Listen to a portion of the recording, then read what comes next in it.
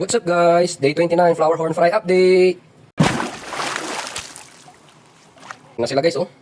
Makukulay na sila mga 1 week or 2 weeks pa siguro. Pwede na tayong magkaling dito. Para mapili na natin yung mga quality.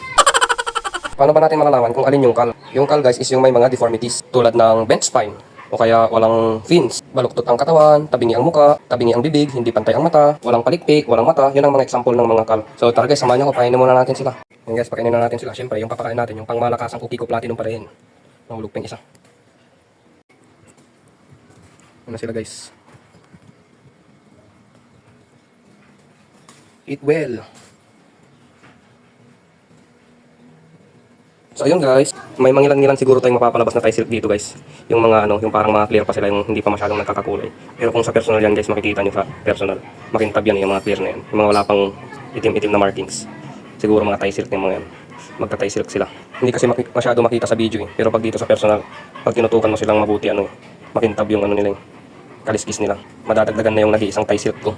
Tapos magpapalaki tayo ng gagawin nating breeder para magkaroon tayo ng sarili nating line ng tie silk.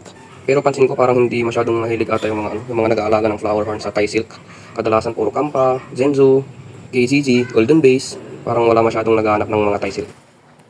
So hanggang dito na lang yung video natin guys. See you on my next video. Thanks for watching!